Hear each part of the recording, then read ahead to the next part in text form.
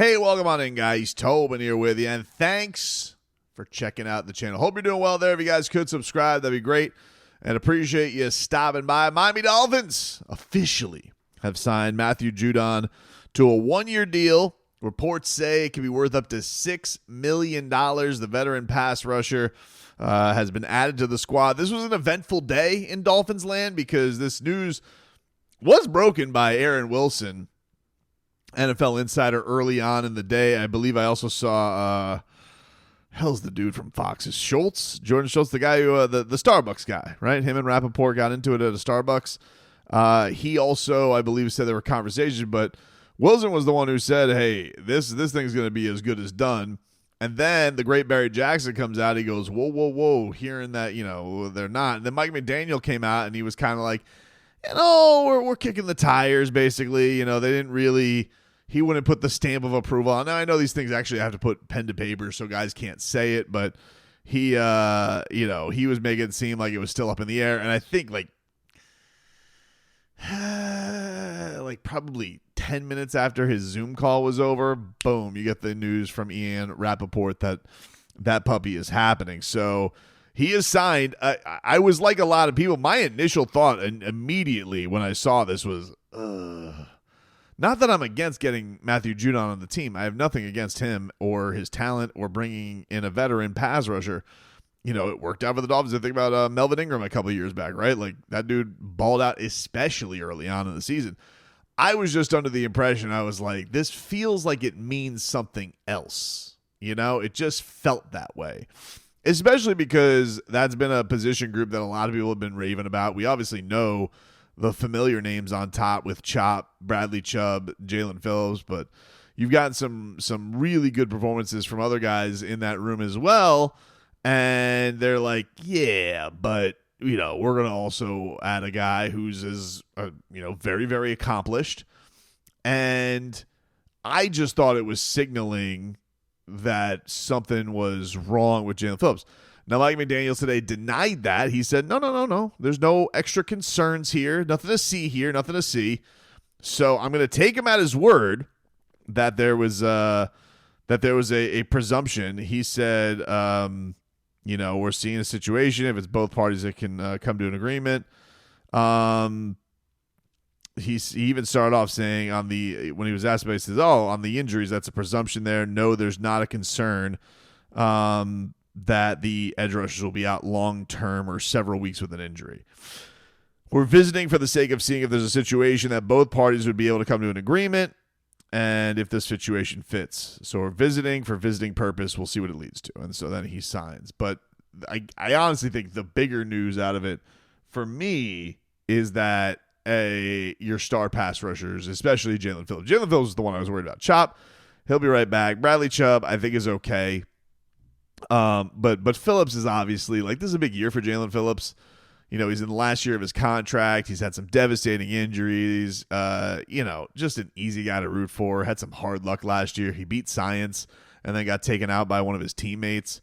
And also when this injury happened, he's tweeting out, he's really trying to make the impression that he's not injury prone, which he may not like the term injury prone, but he has had a lot of injuries. He's had a big history of injuries, even going back to his college days. And then, makes the move to the U, and he was freaking awesome as a Hurricane. So I am really hopeful that he's going to be okay. Now, you could flip this on they didn't do this because one of them is injured, but you could look at it as they're bringing him in case one of them gets hurt, especially Chubb or Jaelan Phillips. So you could look at it like that too. I think just everybody was a little bit, with McClendon and Quentin Bell and, some of the others that are out there playing really, really well and putting pressure on the quarterback. I think there were a lot of people wondering what gives here? Why is it all of a sudden that, the Dolphins are making a move there? But Mike McDaniel said, hey, don't read too much into it when it comes to this. So I guess we won't. Look at this in the fold of hey, something else is going on there, but that's what he says. The other piece of news, as he updated a lot of things as far as the injuries were concerned, Ethan Bonner, he's going to be out for weeks. That hamstring injury looked bad. Austin Jackson, he says he's confident that he's going to be back for week 1 still. They're really slow rolling Dante Trader. They said that they played on limited snaps because he's a crazy competitor. Zach Sealer is going to be back this week because he's a man's man, and Zach Sealer don't sit out too long. Otherwise, he gets bored. He starts thinking things. Thinks about, how can I make the world a better place? What kind of moose can I save from their environment? And then we might lose him to moose conservation. So we need Zach Sealer back on the field before he goes and saves the world. The biggest concern, I would say, is probably Devon Achane. He even made the point that he has a calf injury and that a lot of trainers have terrors of what calf injuries can do. This has been like an epidemic in the NBA, and especially a speed demon like Devon Achane. Let's slow our roll there, dude. So we will see what that means for the running back room. Obviously, the Dolphins have added some different names there, and we saw some. Who's that? Shamklin busted one out for a huge run in his intro to the Dolphins. A lot of people right now raving about Ollie Gordon, and rightfully so. He has looked really, really good.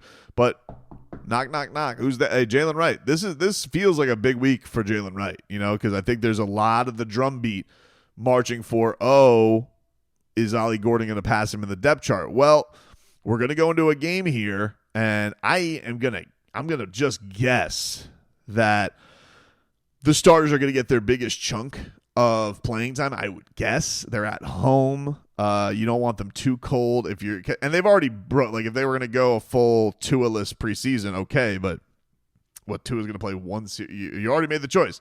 So Tua's going to play one series and that's it.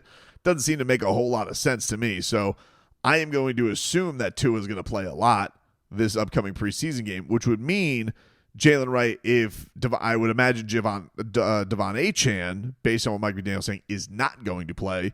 I don't know about Tyreek. I guess we'll get more answers at practice, which, by the way, is no longer open to the public tomorrow. The Wednesday and Thursdays will be. But if anybody was planning to go out there and this just happens to be the place you hear it, don't go, because they are not opening that to the public tomorrow.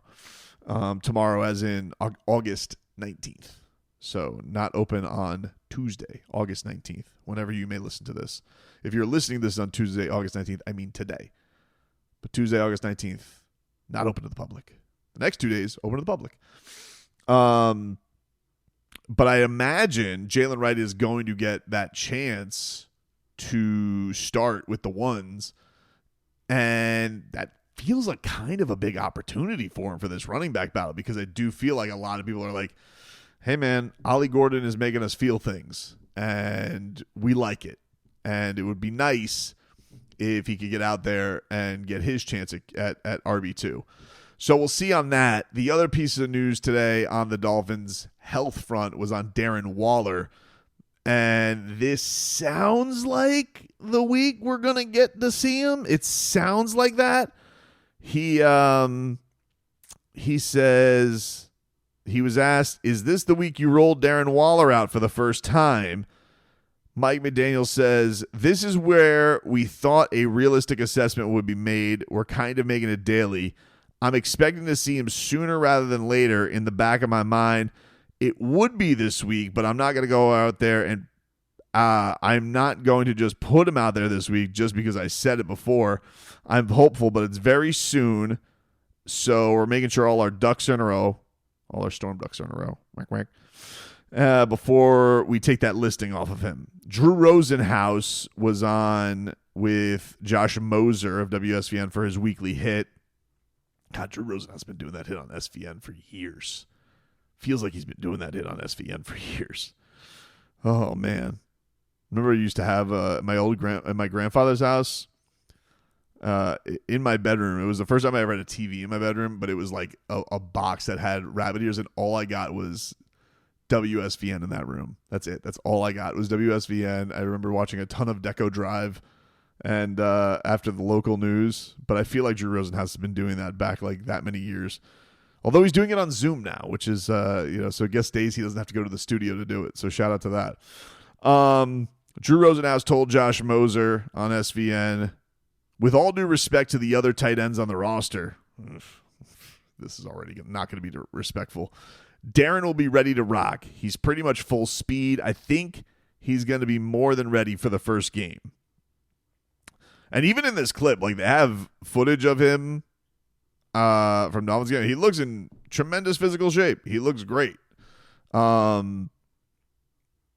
He's a moose. So I'm hopeful that we'll get a little showy show. Will they compete him against the Jaguars in the first and this preseason game? Probably not, but you would think like tomorrow's the day, right? Like, that feels like the ideal spot. You would think that Tuesday and Wednesday, no joint team, and then maybe pull him out Thursday and then bring him back for the final week to get him, the final 2 weeks to get him ready to rev up. Training camp's over. And then, I don't know when the last camp, I guess, is, I don't know, this is Thursday the last time the media can watch actual practice, because then it goes to a point where the media doesn't get to watch practice anymore. It's basically you get to watch stretch, 2 drills, and then that's it. Go sit in your media room dungeon, which so that's going to be soon. And so maybe that's when they want to unveil him a little bit more. But, they're not going to get to hide the whole thing in secret. Like, we're going to get to see a look of him, and we'll see what that does for the tight end room. We'll see if that adds on and gives the Dolphins a little bit more juice. The other piece of big news that happened today that kind of had some Dolphin fans freaking out, Xavien Howard, who is one of the best Dolphins corners of all time, he signed with the Colts, which I don't mean to be presumptuous about this, but it kind of feels like he signed with the Colts simply to face the Dolphins week 1. There was some marching. There was some of a beat to the idea that the Dolphins should sign him. My scope of it was that he wasn't going to just come back to the Dolphins. I think that the way things ended, I still remember him being on with Joe, and he was like, that window's closed. I think he felt a little hurt, because I do think that, he probably thinks of himself as a Dolphins legend. He thinks of himself as a guy who's one of the best guys to ever to suit up. It's a rightful feeling to have. He's had some unbelievable years. He had an arguable depoy year. But I had the feeling that this whole talk of reunion that was out there, I just had the feeling that it wasn't on the table, wasn't in the cards. Mike McDaniel said they kicked the tires on it. It basically sounded like, and if the Dolphins were going to do it, it probably would have had to be with a little sweetener. Not that she was going to play football in a year. And, quite frankly, he was dealing with a lot of lower body injuries. He played through some of them, which credit to him. And maybe the year off did him well, like it has for Darren Waller. So I don't want to be like, oh, Darren, but I'm skeptical of Darren Waller working out. I get very skeptical of the guys who step away for a year. I'm sure the comments can come back and they can give me, 6 spots where it's worked, and I'm sure I could give you 60 that it wouldn't.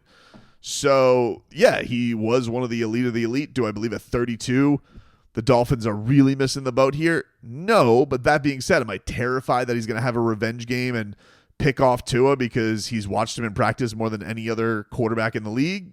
Yeah, very much so. Tua, don't lose, dude. Do not allow this man to pick you off. You need to carve him up like a Thanksgiving turkey. Like, that needs to be, you need to have his hammies burning, throw in with Waddle and Tyreek, should he be healthy, all over this guy. Because I really do feel like he signed with the Colts simply because he was like, who are they playing week 1? That's exactly who I want to face.